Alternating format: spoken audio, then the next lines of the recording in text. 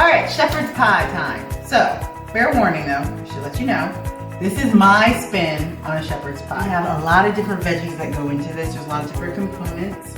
It does take a little bit of time, but it's well worth it. Plus, you can make a lot of it, and then you'll have it for a week, even for a month. You can freeze this. It freezes beautifully. So, let's get started. I have some garlic here, and I need, let's see. We're gonna put some garlic in the meat mixture. If you don't know what shepherd's pie is, it's actually ground meat with some veggies in it, and then it's topped with a layer of potatoes, mashed potatoes, and then a little bit of cheese goes on top. It's really good. So I'm actually gonna put some garlic in the meat mixture and in the potatoes. So you wanna make sure we're not chopping twice. You wanna get it all done at once. So I'm gonna need about 3 cloves of garlic for the meat mixture. And then, this is just like medium-sized cloves, I guess. You could do like 2 large ones, I guess. And then for the potatoes, we're gonna do about 3 as well. I like garlic, so. Okay, I just sliced it up, and I'm just gonna run my knife over it and chop it, okay? So I'm gonna do that for the rest of my cloves. All right, just about done, guys. I think that'll do. Okay, so now I'm just gonna push it off to the side here. And I'm gonna use half of it, like I said, for my meat, and half of it for the potatoes. I have 2 white onions here, about medium-sized onions. And we're just gonna do a large to medium dice. All right, I finished my onions and I put them in a bowl because they were in my way of my cutting board. So now we're gonna cut carrots. So I have some baby carrots here. You can use regular carrots. I just have baby carrots here because they were actually cheaper than the regular carrots. So, all right, carrots are all cut, and I put them in a bowl as well to keep them out of my way.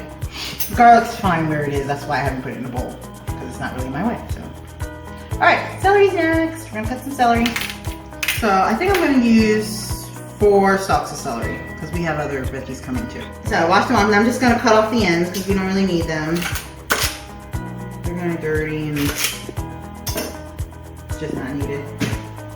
And I'm gonna cut off these ends as well and get rid of any leaves that are like yellow or just not looking nice.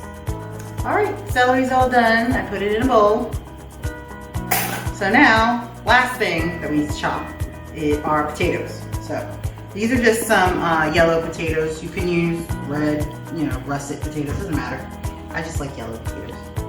So I'm just gonna cut it in half. And then lengthwise, I should say. And then half again, so you get 4, like that. And then I'm just chopping it. There you go. Just 3 pieces, 3 more cuts across. So you get cubes like that, like that. Okay? I'm just gonna put it in my pot.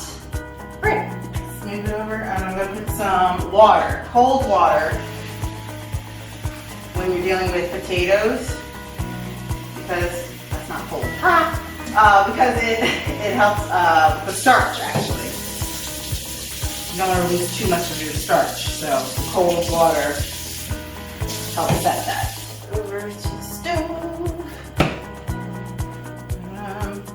All right, let's brown some meat. So turn on my burner to about medium high. Pan's nice and hot. So now I have about 1.5 pounds of ground meat. Again, it's about 80% meat, 20% fat. Okay. You notice I didn't put any oil or anything in my pan because there's enough fat in this beef. You don't need it. Okay. So just put that in. Start breaking it up a little bit. I lost some meat. There we go. Okay.